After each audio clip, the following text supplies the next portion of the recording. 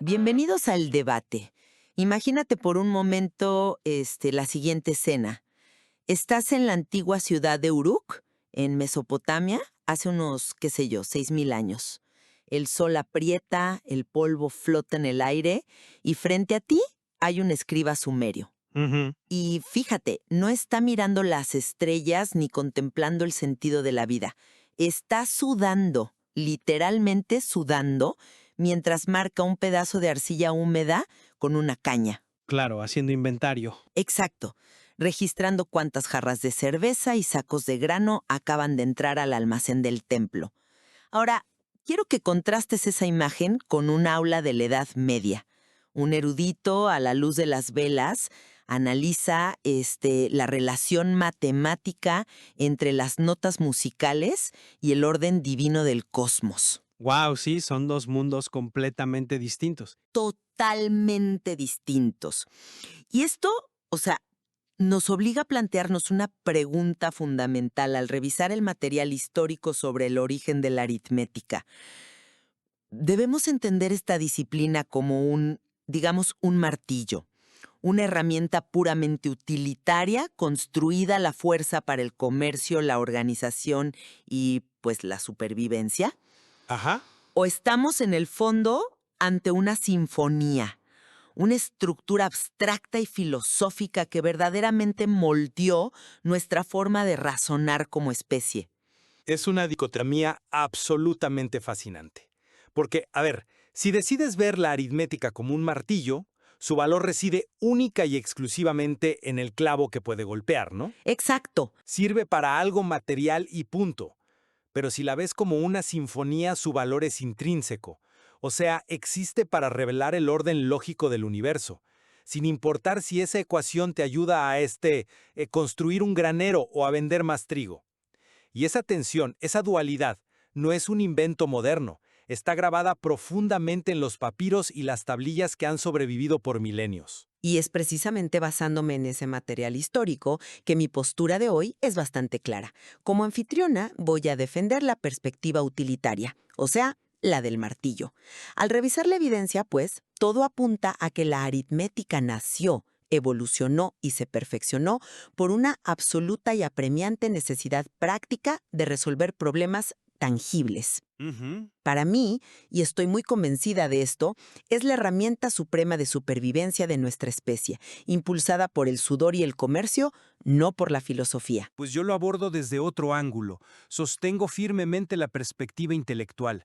Los momentos que verdaderamente definieron la aritmética, esos saltos cuánticos que impulsaron el desarrollo humano, nos demuestran que es un pilar abstracto del pensamiento. A ver, digo, no estamos hablando de un sistema glorificado para contar ovejas. Estamos hablando del marco teórico que, literalmente, le enseñó a la humanidad a pensar con rigor lógico. Bueno, a ver, empecemos por desenmarañar la raíz material de todo esto, porque los orígenes son súper reveladores. Volvamos a esos sumerios que mencioné al principio, por ahí del 4000 antes de Cristo. Ellos ya comprendían y aplicaban las 4 operaciones fundamentales. Sí, así es. Pero fíjate en el cómo lo hacían, porque ahí está la clave de todo. La evidencia nos muestra que usaban pequeñas piezas de arcilla como fichas y piedras ensartadas en cordones.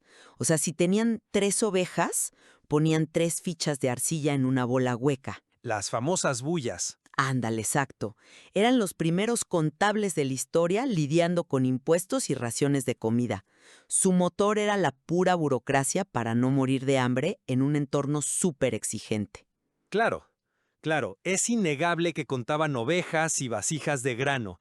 Pero, a ver, el simple acto de registrar inventario no es lo que le dio a la aritmética su poder transformador. Piensa en el mecanismo mental que acabas de describir. Ajá. Al principio, tenían una ficha con forma de oveja para representar una oveja física. Pero el verdadero motor histórico, el gran clic en la mente humana, ocurre cuando se dan cuenta de que no necesitan una ficha con forma de animal. Pasan de decir 3 ovejas a entender el concepto abstracto de 3. Ujú. Ese aislamiento de la cantidad, separando el número del objeto físico, es un salto cognitivo monumental. Y eso para mí es abstracción pura. Sí, pero esa abstracción nació porque era súper poco práctico hacer miles de fichas con forma de oveja, ¿no crees? O sea, la pereza utilitaria, el decir, qué cansancio, inspiró la abstracción. Yo no lo llamaría pereza, fíjate. Yo lo llamaría optimización intelectual. Y esa semilla de abstracción culmina mucho después, alrededor del 600 a.C., con la escuela pitagórica en Grecia. Los griegos, claro. Ellos fueron quienes tomaron esta práctica y la separaron por completo del fango del mercado para establecerla como un pilar de las matemáticas. De hecho, piénsalo, la palabra aritmética deriva de aritmos, el término griego para número. Para los pitagóricos, el número no era una representación de sacos de trigo. No, eran conceptos. Exacto, los números eran las esencias fundamentales del cosmos. El prestigio de la disciplina nació del intelecto humano buscando respuestas cósmicas, no del regateo de un mercader en una plaza. A ver, entiendo perfectamente la seducción de esa idea. Suena hermoso. Pero detengámonos un poquito en la cronología. Me hablas de los pitagóricos filosofando sobre el aritmos en el 600 a.C. ¿No es un poco ingenuo ignorar que ese lujo filosófico fue un privilegio construido sobre milenios de trabajo manual de los babilonios y sumerios?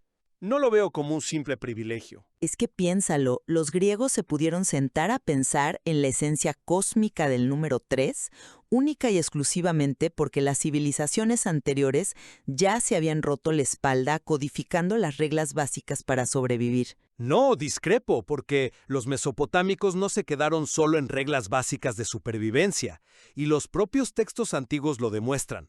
Hay tablillas babilónicas de hace más de 2000 años que sí, contienen tablas de multiplicar, lo cual apoya tu idea del mercado. Ajá. Pero hay un detalle crucial que a menudo se pasa por alto en este debate. Esas tablillas también incluyen ecuaciones de segundo y tercer grado. A ver, espera, detengámonos ahí. Cuando dices ecuaciones de tercer grado, el oyente probablemente se imagina una pizarra de secundaria llena de x, y y exponentes al cubo. Claro, la notación moderna. Obviamente no escribían eso en la arcilla. Entonces, ¿cómo se veía realmente una ecuación de estas y por qué dices que rompe el molde utilitario? Es una excelente pregunta. Fíjate, no tenían la letra X, usaban palabras descriptivas. Planteaban problemas geométricos abstractos, hablando de la longitud, el ancho y el volumen, pero lo trataban como incógnitas puramente numéricas. Ok. Lo interesante es el mecanismo. Para resolver un polinomio cúbico, tienes que entender cómo interactúan variables desconocidas en 3 dimensiones lógicas. Y aquí viene mi argumento central. Un mercader común en Babilonia no necesita resolver una ecuación cúbica para vender textiles. Pues no. Nadie necesita calcular la raíz cuadrada de una incógnita al cubo para repartir raciones de cerveza. Ese nivel matemático es un salto deliberado de la mente humana explorando las relaciones lógicas por el mero placer y desafío de comprender el sistema numérico. Es la mente jugando con su propia capacidad. Fíjate que tiene sentido, te lo concedo.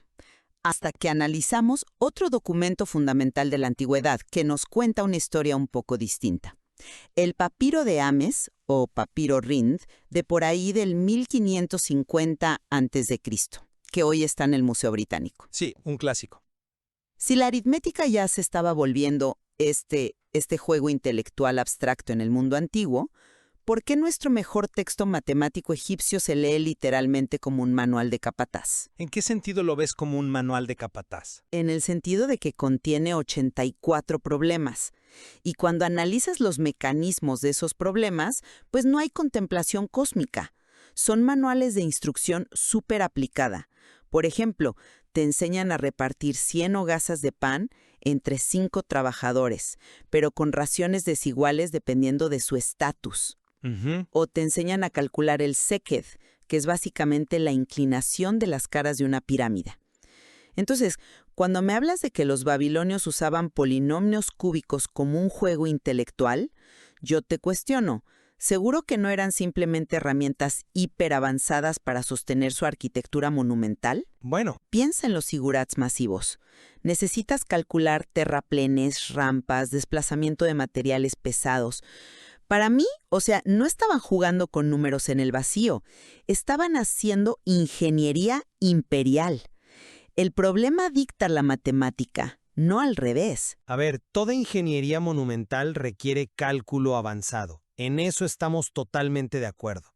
Pero el hecho de que puedas usar la herramienta para construir un zigurat no significa que la herramienta misma no sea abstracta. El poder conceptualizar una incógnita al cubo significa que aunque el problema original fuera la inclinación de una rampa, la mente del escriba ya había dejado de ver bloques de piedra y había empezado a ver variables. Ya veo por dónde vas. Ahora bien, si asumimos que en este mundo antiguo se gestó esta tremenda fricción entre el capataz que necesita medir una rampa y el erudito fascinado por la ecuación en sí, la gran pregunta histórica es ¿cómo resolvió la academia de los siglos posteriores este conflicto? Exacto.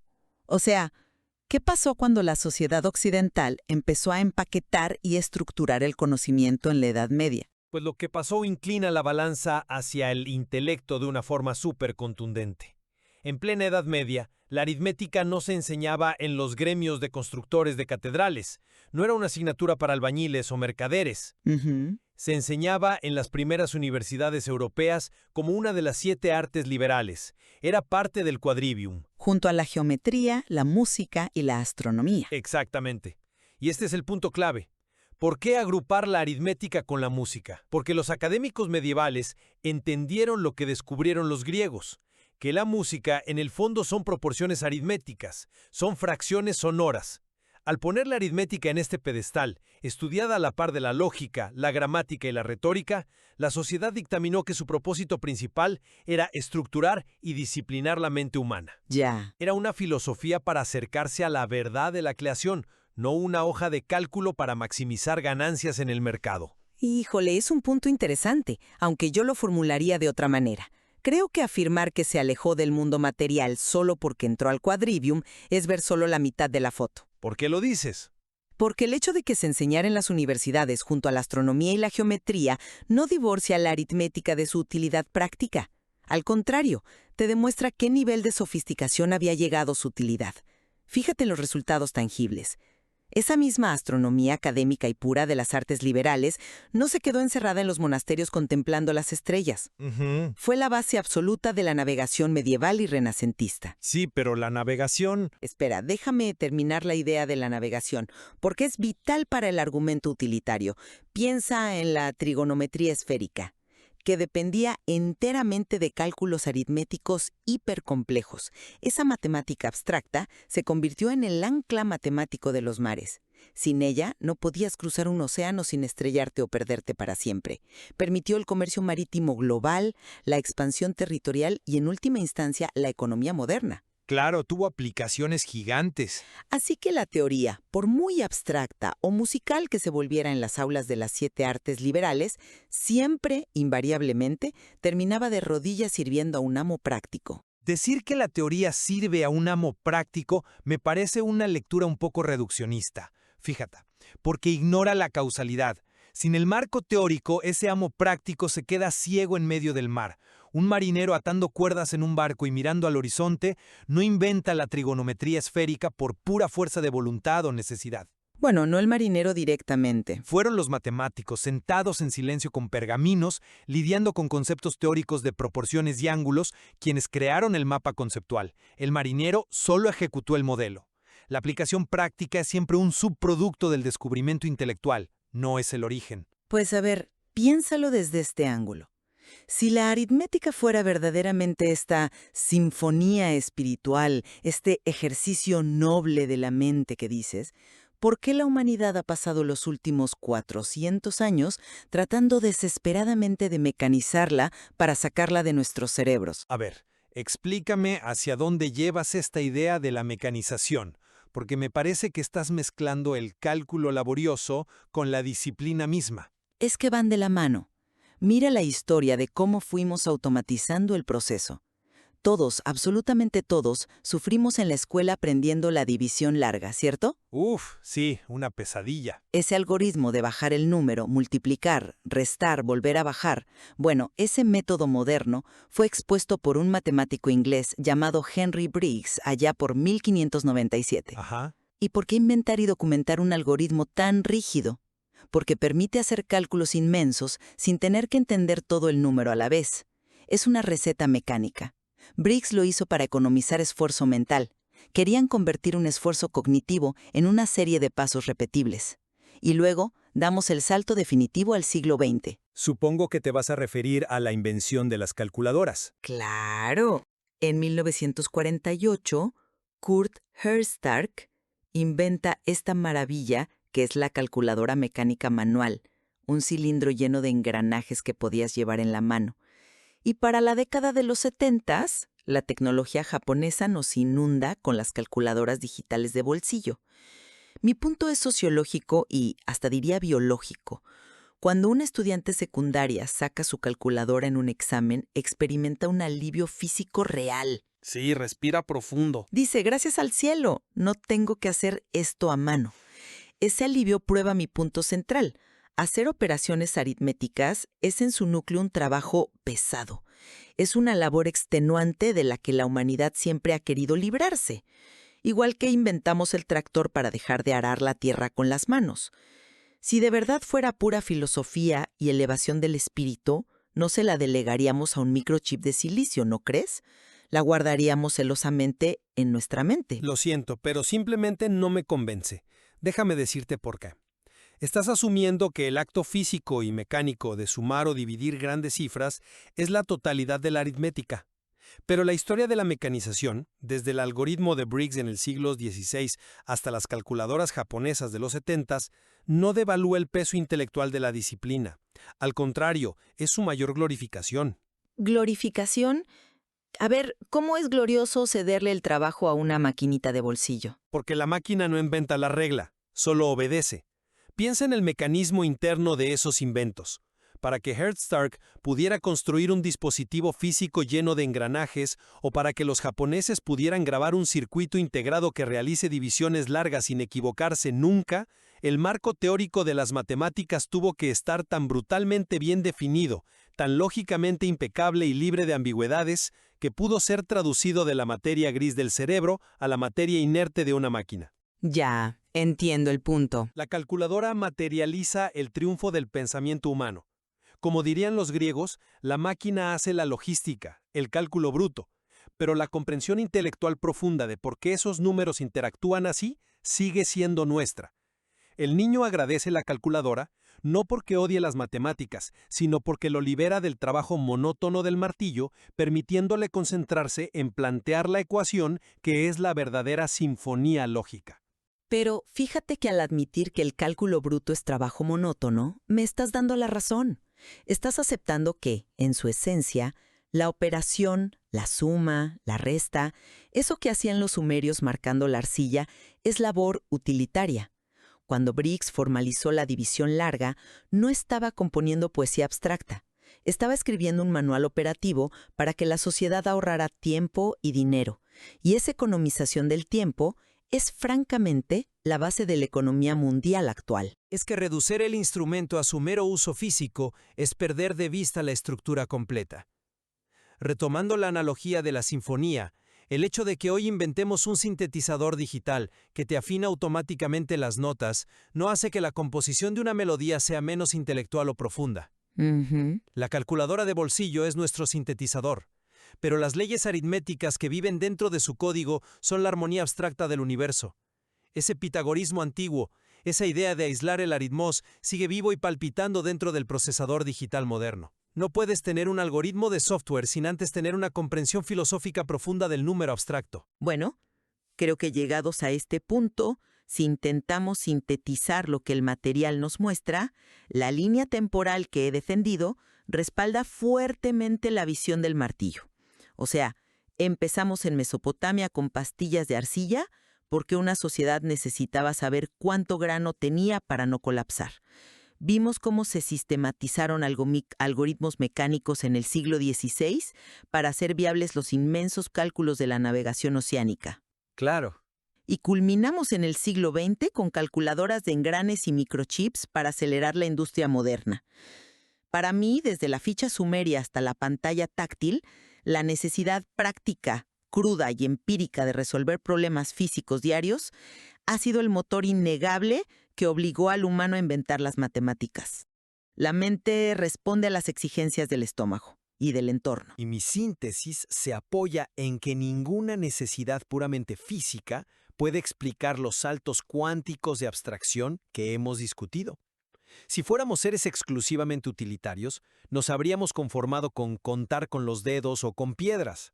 Pero sin ese salto deliberado de los pitagóricos para arrancar a los números del mundo físico, sin los babilonios empujando sus mentes hasta resolver ecuaciones cúbicas que no necesitaban en su vida diaria, y sin el reconocimiento de la aritmética como un arte liberal en la Edad Media para disciplinar el pensamiento, pues nunca habríamos pasado de ser simples contadores de ovejas.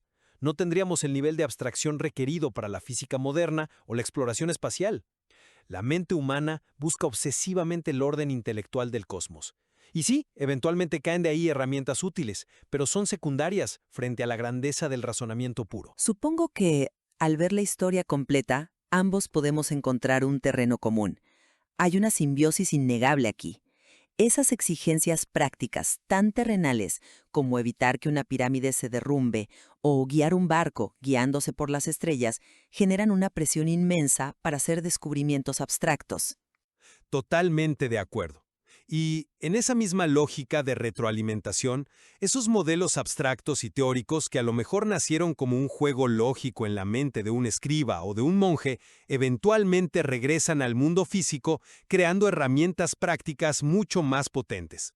Es un diálogo interminable entre el mundo físico y el reino puro de las ideas. Exactamente.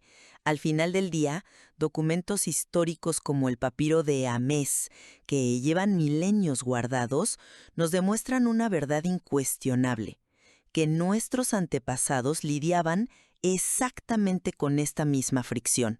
Cuando un egipcio hace 3.500 años descifraba uno de esos problemas de distribución, estaba empleando la abstracción más alta de su época simplemente para garantizar que todos comieran la cantidad correcta de pan. La idea y la herramienta, unidas de forma inseparable a lo largo de toda nuestra historia. Y con eso llegamos al final de nuestra sesión. Solo nos queda proponerles un ejercicio mental. La próxima vez que miren el teclado numérico en la pantalla de su celular para dividir la cuenta del restaurante o calcular el presupuesto del mes, pregúntense a sí mismos: ¿están simplemente empuñando un martillo prehistórico forjado por la pura necesidad? ¿O están, sin darse cuenta, dirigiendo los acordes de una antigua y perfecta sinfonía matemática? Queda en ustedes decidir. Aprender, disfrutar.